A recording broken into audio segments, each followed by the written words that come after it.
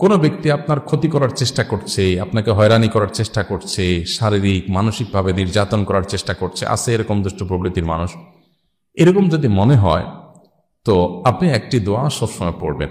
নবী করিম সাল্লাল্লাহু আলাইহি ওয়াসাল্লাম কোনো ব্যক্তি তার ক্ষতি করতে পারে এরকম আশঙ্কা বোধ করলে তার ক্ষতি থেকে বাঁচার জন্য এই দোয়া পড়তেন। দোয়াটা হলো আল্লাহুম্মা ইন্না নাজআলুকা ফি নুহুরিহিম ওয়া নাউযু বিকা মিন শুরুরিহিম। আল্লাহুম্মা ইন্না নাজআলুকা ফি নুহুরিহিম ওয়া নাউযু বিকা মিন শুরুরিহিম। অর্থাৎ, হে আল্লাহ, যারা আমার ক্ষতির চেষ্টা করছে, শত্রুতা করার চেষ্টা করছে,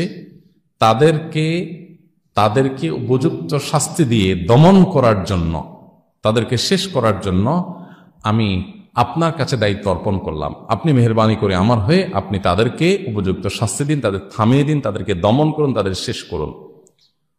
নাউযু বিকা মিন শুরুরিহিম, এবং আল্লাহ তাদের ক্ষয়ক্ষতি থেকে আমি আপনার আশ্রয় চাই, আপনি আমাকে রক্ষা করেন। নবী করিম সাল্লাল্লাহু আলাইহি ওয়াসাল্লামের এই দোয়াটা খুবই অর্থবহ একটা দোয়া। এই জন্য জীবনে কখনো কোনো শত্রু আমাদের নবী সাল্লাল্লাহু আলাইহি ওয়াসাল্লামের কোনো ক্ষতি করতে পারে নাই। আর আরেকটা দোয়া আছে যেটা কোরআনে বর্ণিত হয়েছে, যেটা উহুদ যুদ্ধের পর গজওয়ায়ে হামরাউল আসাদের সময় মুনাফিকরা, মদিনার মুনাফিকরা মুসলমানদের মধ্যে একটা ভয় ঢুকাই দিল যে মক্কার মুশরিকরা তারা আবার সমবেত হচ্ছে এবং তোমাদেরকে সর্বগ্রাসী আক্রমণ করে শেষ করে দিবে। এমনিতে মুসলমানরা উহুদ যুদ্ধে নবী করিম সাল্লাল্লাহু আলাইহি ওয়াসাল্লামের একটা গাইডলাইন থেকে একটু বোঝের ভুল থেকে সরে যাওয়ার কারণে যখন পর্যদস্ত হয়েছে, 70 জন সাহাবী শাহাদাত বরণ করেছে, অনেকে আহত হয়েছে, স্বয়ং নবী করিম সাল্লাল্লাহু আলাইহি ওয়াসাল্লামের দাঁত মোবারক ভেঙেছে, রক্তাক্ত হয়েছেন, অনেক সাহাবীরা আহত হয়েছেন, অনেকে শাহাদাত বরণ করেছেন। এরকম নানাভাবে পর্যদস্ত এবং কঠিন একটা সময়ে যখন মুনাফিকরা এসে মুসলমানদেরকে আবার ভয় দেখাতে লাগলো যে আসছে আসল বড় আক্রমণ, যাতে মুসলমানরা মানসিকভাবে একদম ভেঙে পড়ে, এই আক্রমণের কথা যখন তারা শুনেছেন তখন মুসলমানরা বলেছেন হাসবুনাল্লাহু ওয়া নি'মাল ওয়াকিল। কি বলেছেন? হাসবুনাল্লাহু ওয়া নি'মাল ওয়াকিল, অর্থাৎ আল্লাহ আমাদের জন্য যথেষ্ট। যেই আসুক না কেন আমাদের ক্ষতি করার জন্য আল্লাহ আমাদের জন্য যথেষ্ট, এবং তিনি সবচেয়ে উত্তম কর্মবিধায়ক।